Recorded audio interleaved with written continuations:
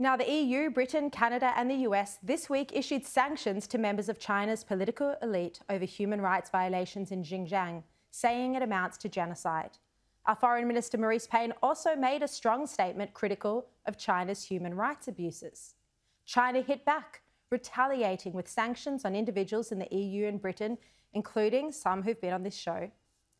Its officials have also accused Australia of grave human rights abuses while insisting that Xinjiang is an internal affair. UK Foreign Secretary Dominic Raab has come out strongly in calling out human rights abuses. We stand in total solidarity with the 9 individuals that were sanctioned today.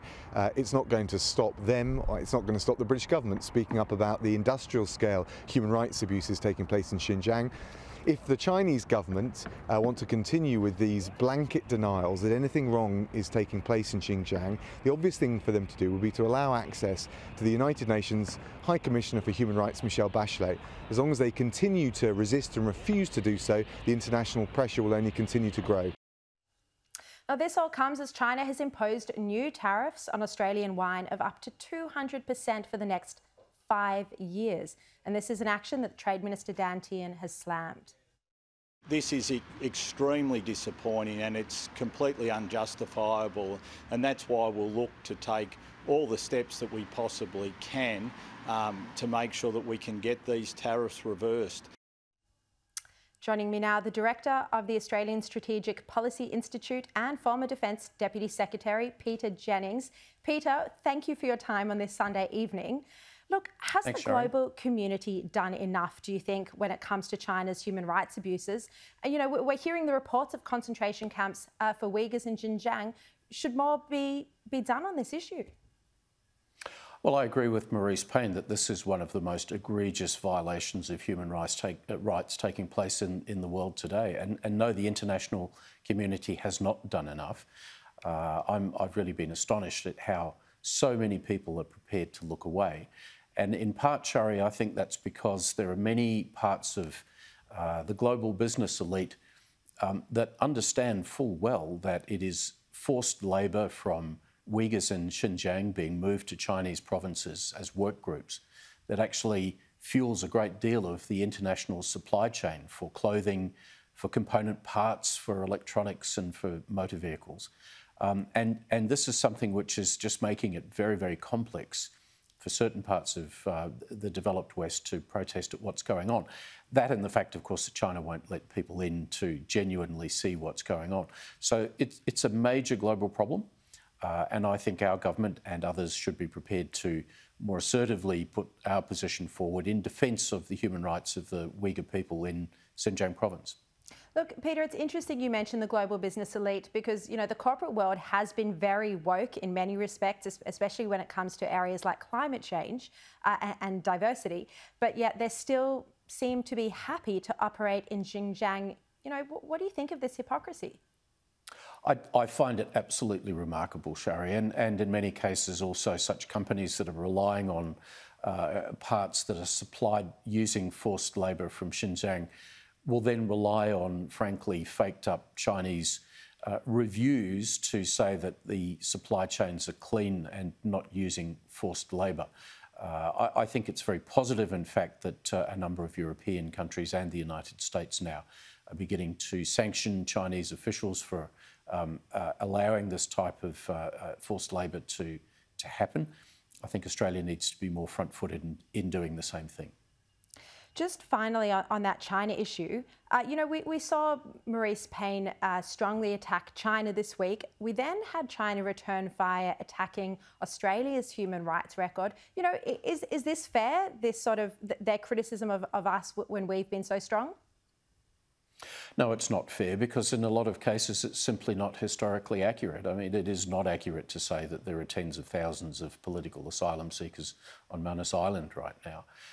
And where we do have potential human rights problems, like, for example, the allegations of illegal killings taking place in Afghanistan at a time when our military was there, we will go through very painful processes to actually determine the truth of those allegations and then deal with the perpetrators if we need to do that.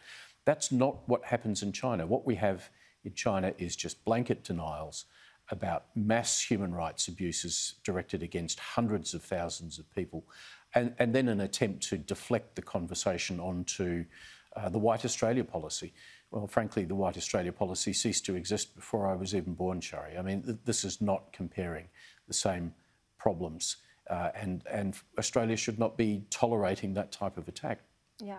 Look, Peter, I just want to ask you about the ship stuck in the Suez Canal. It's called Ever Given.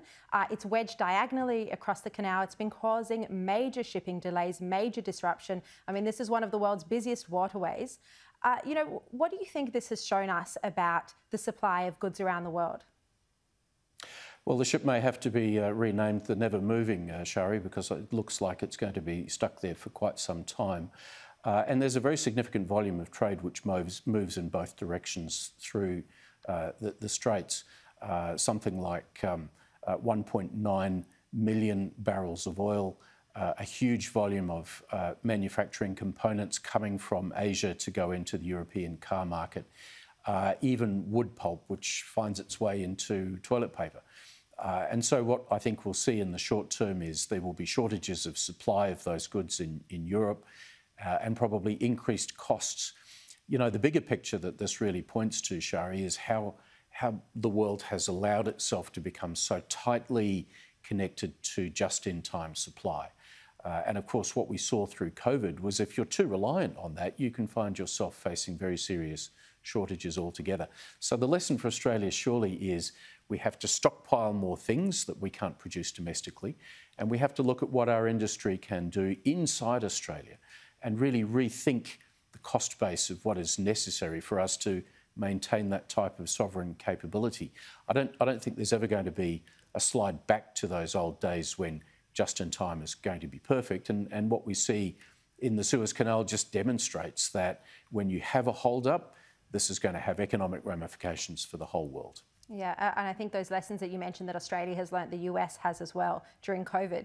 Look, on Myanmar, you know, we've just seen reports of the bloodiest day since the start of the coup. More than 100 people, including children, have been killed. You know, there's even shocking footage of a baby being shot with a rubber bullet in her face. Peter, how do we see this reign of terror coming to any conclusion? Well, I think one of the things that the international community needs to do is to expose the fact that the biggest supporters of the generals in Myanmar right now is, surprise, surprise, SHARRI, it's the Chinese Communist Party, because China, frankly, is quite happy to see another democracy be weakened in Southeast Asia in order to strengthen China's hand in Southeast Asia. So let's shine a light on the nature of the links between the generals in Myanmar and the Chinese Communist Party. I think that's the first thing to do. Secondly, you know, Australia and all democracies, I think, have to now make it clear to Burma, to the Myanmar military, that this is simply unacceptable behaviour, that we will target individuals in that military system to make sure that they can never visit the West again, never get benefit from engaging with the West. And we look to have a series of punishments on those folk that will ultimately make them conclude that a path back to democracy is the only sensible course for Myanmar to take. Look, on another topic, I'm asking you right across the world tonight, Peter. I want to talk about the WHO report. It was meant to be, I had some inside information that was meant to be released on Friday or Saturday. Once again, it's now been delayed. And we saw that Jamie Metzl, who sits on another World Health Organization panel, he's tweeted saying that it looks like, or his inside information is that China is fighting tooth and nail over every sentence. This is signing off on every sentence in a report that's meant to be independent into the origins of the coronavirus pandemic. You know, Peter, when China signs off on the report and signs off on the so-called investigators, many of whom, you know, we know are not independent investigators, they have genuine conflicts of interest that should have precluded them from being part of this team. I mean, is this WHO report just a propaganda exercise? Well, it's really regrettable how far the WHO has been prepared to go to accommodate China's political concerns, SHARRI, and the truth of the matter is that the Chinese Communist Party handling of COVID has been a disaster from start to finish. From the very early days of denying there was a problem, of strip mining PPE and medical supplies from the West, to then denying access to the WHO and medical researchers into Wuhan, cleansing the wet markets, denying access to the Wuhan Institute of Virology. At every single step of the way, China has prevented an open investigation of something which then was responsible for causing a global pandemic, and we have seen millions of people now die as a result of it. And SHARRI, the remarkable thing is how Beijing has been able to get away with that through its own use of aggression and bluster to sort of bully countries into not even saying that it's important to understand the origins of the virus. So I think this has been, frankly, something which is going to be to the long-term damage of the Chinese Communist Party that they have operated in this way. And all shame on the WHO for allowing themselves to be a party to this shameful behaviour. Yeah, absolutely. Peter Jennings, love having you on this program. Thank you so much for your time once again. Thank you, SHARRI.